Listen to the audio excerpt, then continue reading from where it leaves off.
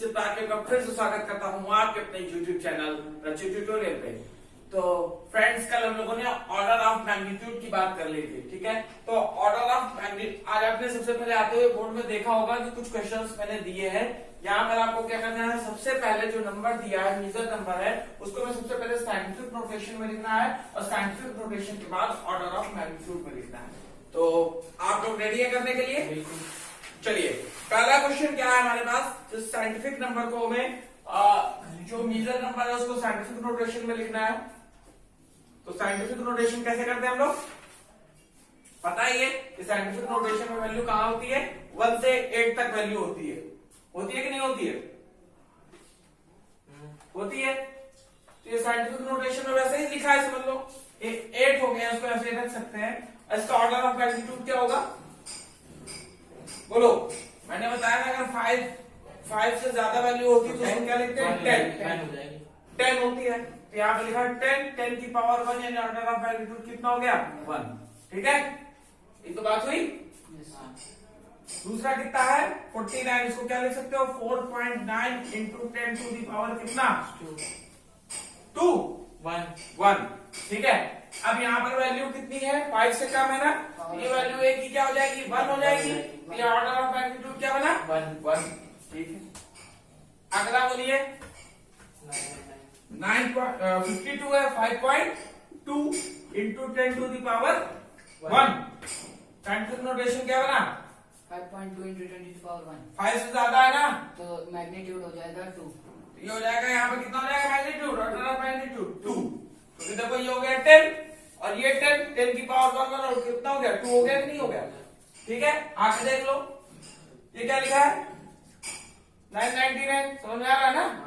इसका क्या हो जाएगा, हो जाएगा 9.99 इंटू 10 टू दी पावर 2। अब साइंटिफिक नोटेशन क्या हो जाएगी, 3। साइंटिफिक नोटेशन तो ये हो गई, ऑर्डर ऑफ मैग्नीट्यूड क्या हो जाएगा, 3 हो जाएगा। इसको कल हमने बताया क्या लिखे थे, 1.001 इंटू 10 टू दी पावर 3। अब ये वैल्यू किससे, 5 से कम है, तो मैग्नीट्यूड 3 मैग्नीट्यूड क्या हो जाएगा, 3 हो जाएगा। यहाँ पर देखो क्या लिखा हुआ है, 753,000। तो यहाँ पे क्या लिख देंगे, 7.53 कितना, 7.53 लिख दिया, 1 2 3 4 5 10 की पावर 5। ये 5 से ज्यादा वैल्यू है, मैग्नीट्यूड 6। तो मैग्नीट्यूड कितना हो गया, 6 हो गया। ये 10 हो जाता है, 5 से ज्यादा जब हो जाएगा तो ऑर्डर ऑफ मैग्नीट्यूड क्या हो जाएगा, 6 हो जाएगा। ऑर्डर ऑफ मैग्नीट्यूड बोलो, ठीक है। अब यहाँ पे क्या आ जाएगा, 5 into 10 to the power -2, 5 into 10 to the power -2। अब देखो यहाँ पर क्या हो जाएगा, ऑर्डर ऑफ मैग्नीट्यूड -2, क्योंकि 5 है। हमने क्या बताया था, 5 से जो वैल्यू बड़ी होगी, 5 से जो वैल्यू बड़ी होगी तब हम 10 लेंगे, तो करेक्ट 5 है ना। तो ऑर्डर ऑफ मैग्नीट्यूड क्या हो जाएगा, -2। अरे हाँ वो ठीक है, यहाँ पर क्या आ जाएगा, 9.9 इंटू 10 सबसे पहले ये हो जाएगा, देखो पहले इधर 99 हुआ इंटू 10 टू दी पावर -2। अब यहाँ पे होगा 9.9 10 टू द पावर -3 9.9 हुआ, ठीक है। और यहाँ पे कितना हो जाएगा, 10 की पावर -1। 9.9 टू 10 की पावर -। अब ये कितना है, ज्यादा है, order of magnitude 0। Order of magnitude 0। यहाँ तक चीज समझ में आती कि नहीं आती, कोई दिक्कत नहीं है, बोलो। अच्छा, तो दूसरा क्वेश्चन है, करके दिखाओ। लिखो क्वेश्चन, एक्सप्रेस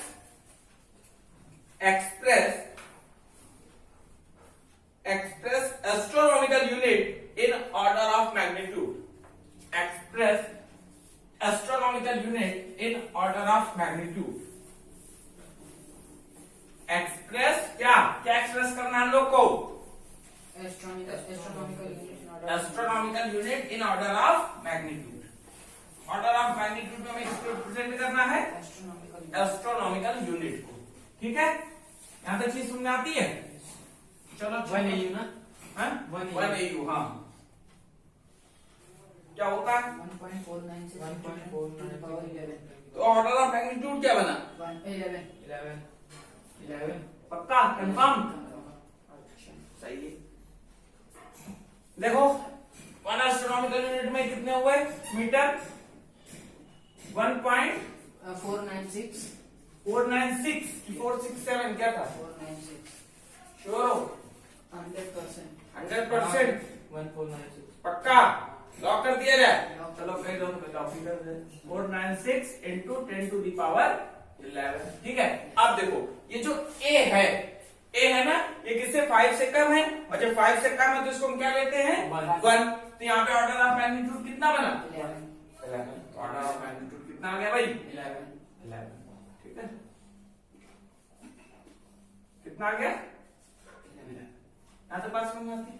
आगे देखो ऑर्डर ऑफ मैग्नीट्यूड। अच्छा अब तुम्हें लिखना है, लिखो what is the order of magnitude, what is the order of magnitude, what is the order of magnitude of seconds,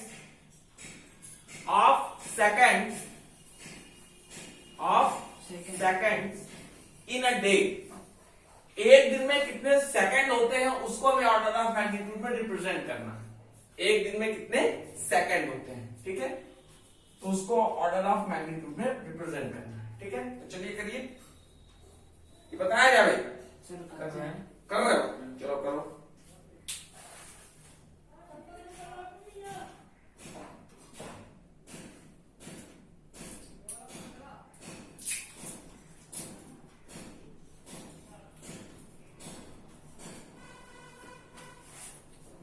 Sir, order of magnitude is 5.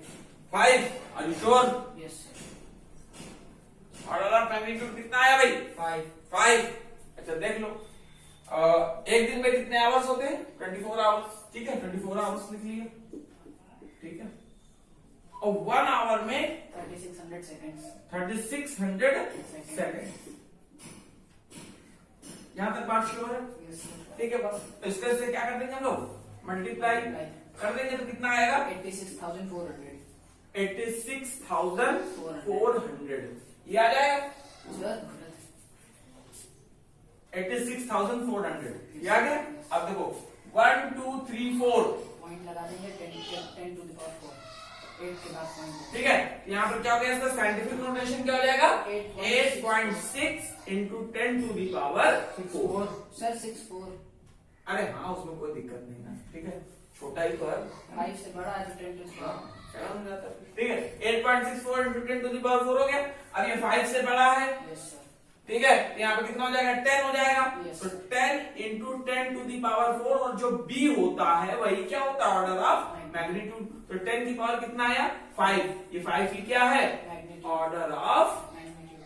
Magnitude, order of magnitude.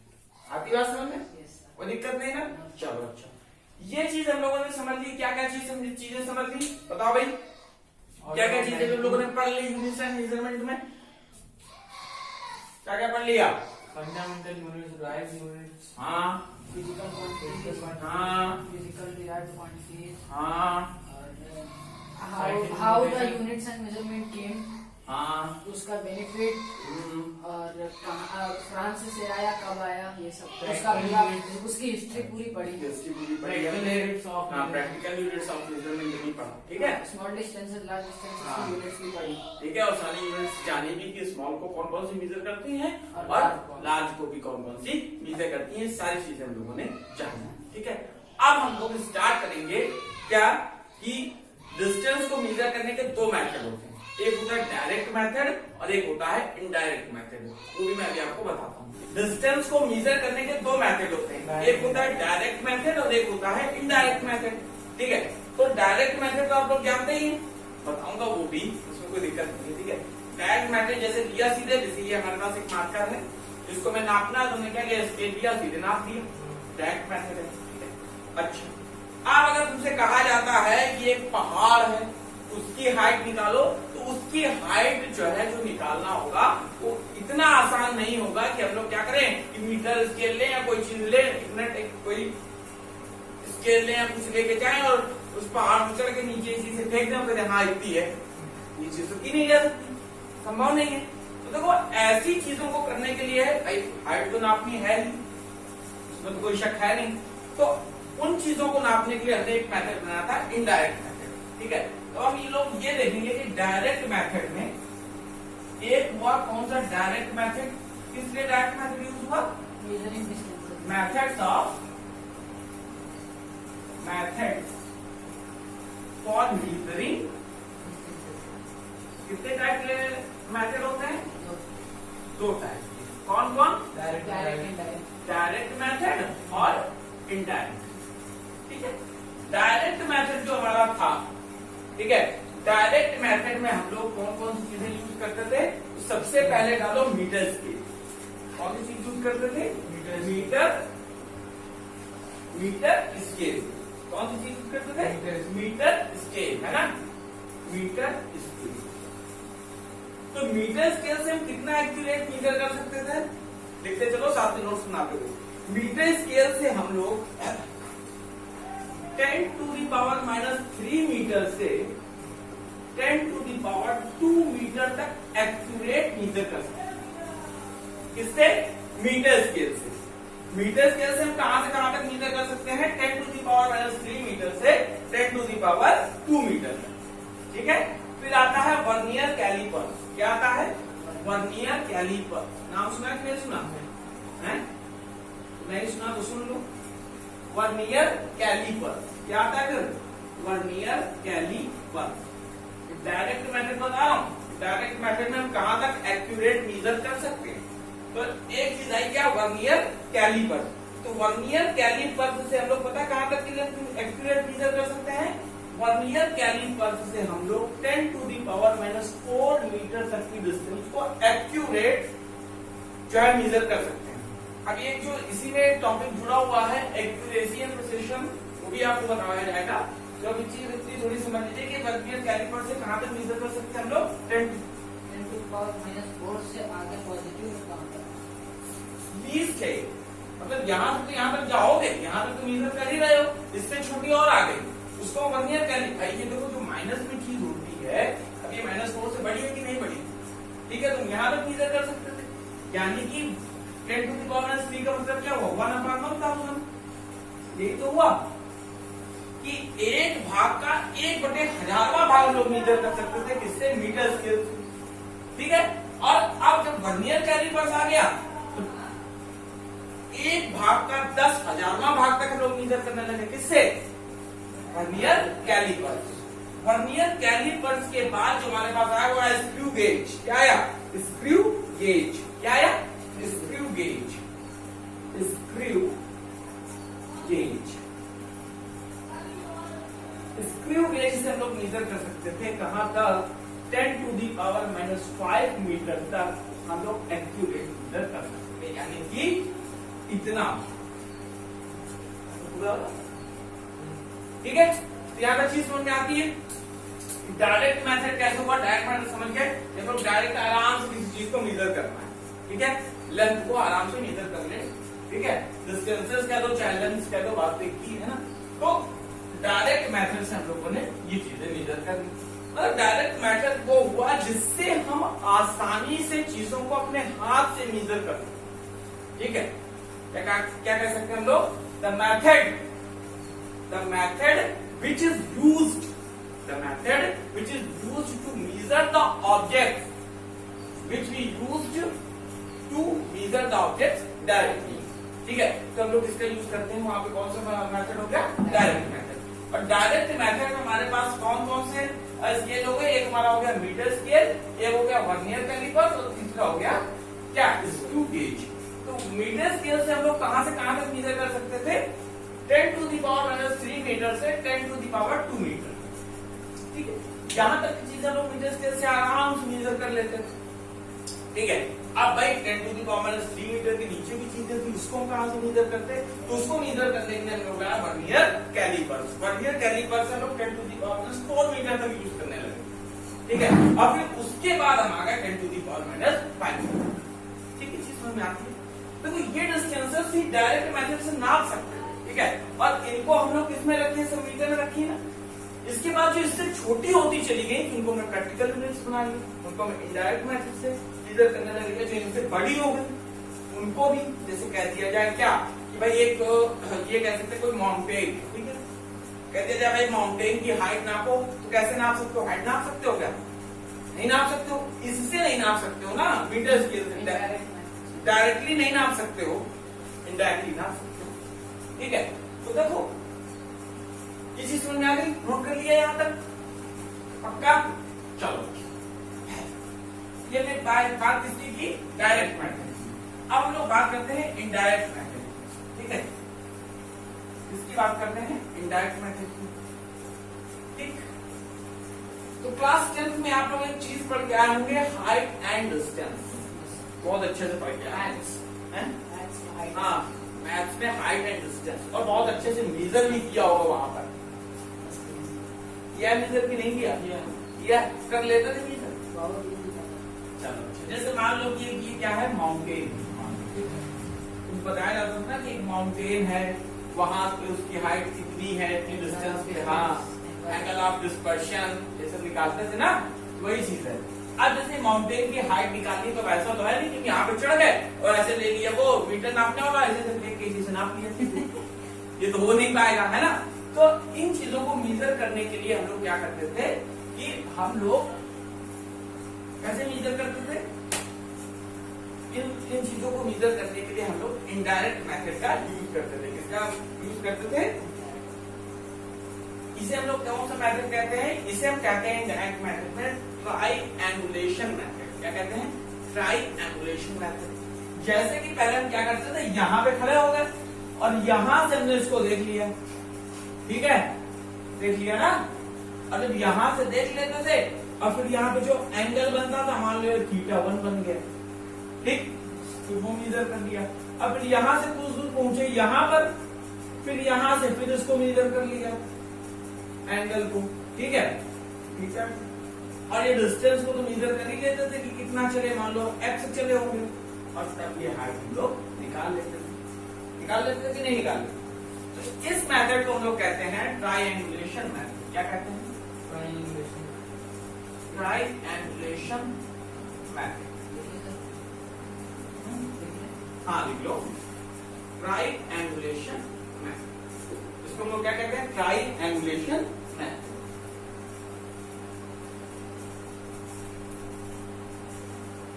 जानते तो हो ही हो, पहले ऐसे ले लेते थे, कैसे? tan θ1 ले लिया, फिर tan θ2 ले लिया, फिर पूरा निकाल लेते थे, इससे पूरी ले लेते थे हाइट, इससे आधी ले लेते थे। पता है कि नहीं पता? जैसे मान लो ये d है, ये x है, तो टोटल हाइट कितनी हो जाएगी? d प्लस x हो जाएगी। तो हम लोग सबसे पहले क्या करते थे? tan θ1 निकाल लेते थे। tan θ1 में क्या निकाल लेते थे? tan θ1 कर लेते थे, और यहाँ पे लिख देते थे क्या? h अपॉन क्या? पूरा ले लेते थे, h upon d plus x ले लो, और tan θ2 ले लिया, ठीक। ऐसे तो निकालते चले जाते थे, उससे हम क्या निकाल लेते थे? हाइट निकाल लेते थे। यहाँ कोई दिक्कत तो है नहीं, है ना।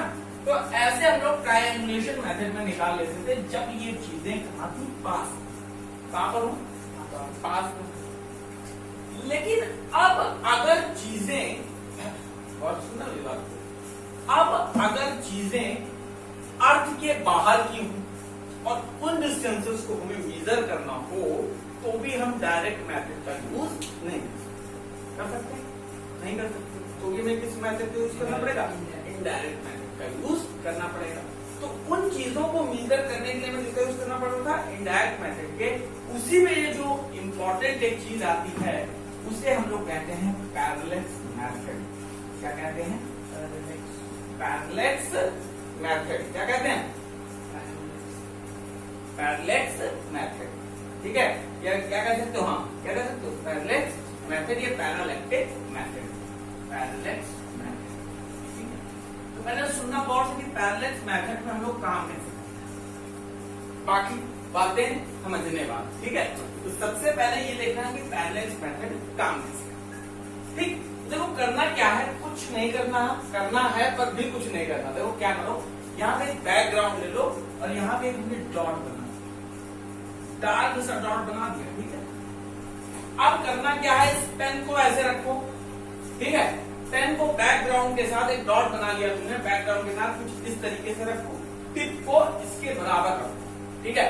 फिर तुम्हें करना क्या है कि बैकग्राउंड के साथ टिप को बराबर रख के देखना है और अपनी एक आंख बंद करोगे ऐसे, कैसे, ऐसे बंद करोगे, और फिर उसके बाद जो आंख बंद है उसको खुली करके फिर ऐसे, तो देखोगे कि क्या कि इसके साथ हमें ऐसा फील होता है कि पोजीशन चेंज हो गई।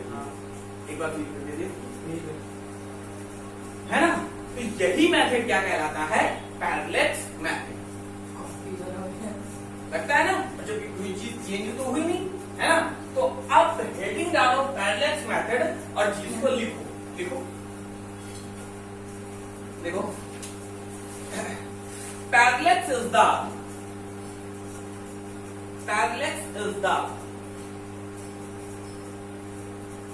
apparent shift. Parallax is the apparent shift. क्या है, apparent shift in the position of, आप लोग साथ में नोट्स बनाते हुए चलिए, मैं धीरे धीरे बोल रहा हूं। Parallax is the apparent shift in the position of an object with respect to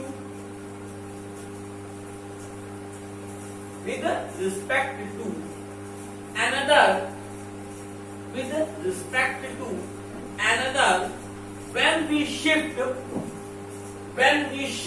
our eyes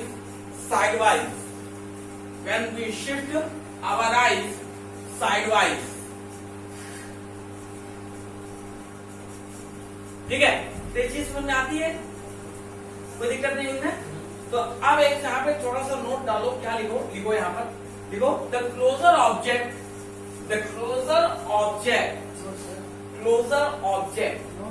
हाँ, the closer object always appears to move in the direction opposite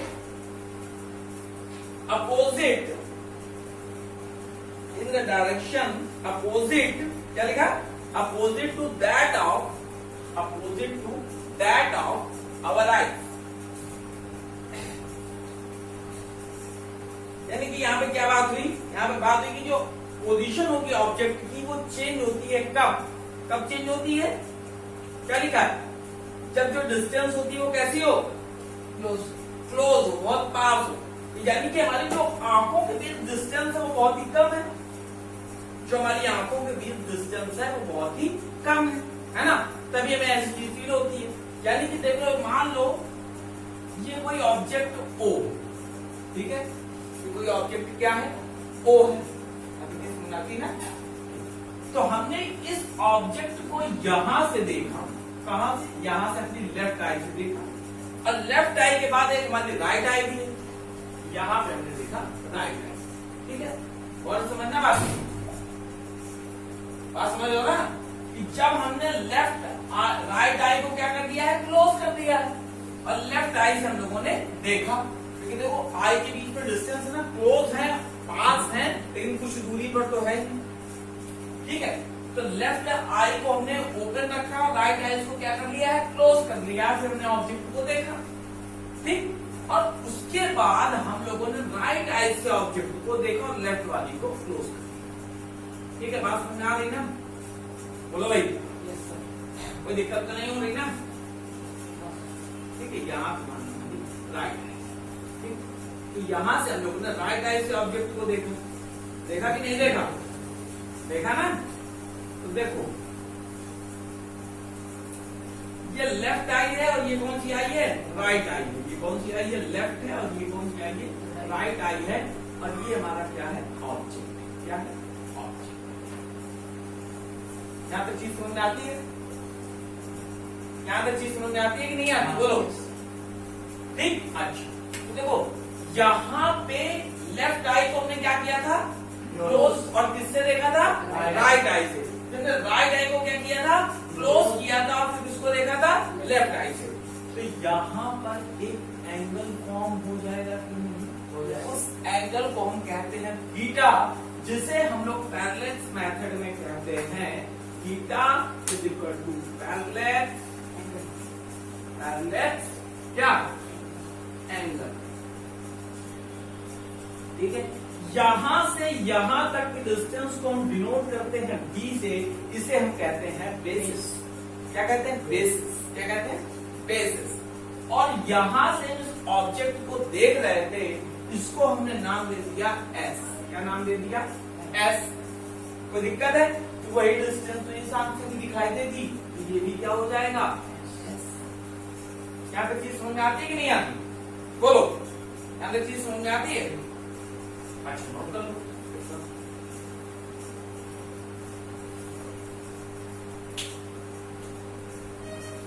इस एंगल को क्या कहते हैं? थीटा। और थीटा को क्या कहते हैं? पैरेलल एंगल, ठीक है। तो पैरेलल मेथड समझ में आया? Yes sir. ठीक है। तो पैरेलल मेथड से तो यहां तक चीज अच्छे से क्लियर हो गई होगी, ठीक है। तो हम लोग कल देखेंगे पैरेलल मेथड से जो फार अवे, क्या है? फार अवे, जो जैसे कि मून है, सन है, ये चीजें जो दूर हैं उसको हम पैरेलल मेथड से उस डिस्टेंस को कैसे मेजर करते हैं, ठीक है। कब देखेंगे? कल, ठीक है। तो अगर अच्छा लगा हो तो क्या करना है? लाइक, शेयर और सब्सक्राइब। आप अपना यूट्यूब चैनल रचित ट्यूटोरियल। जय हिंद।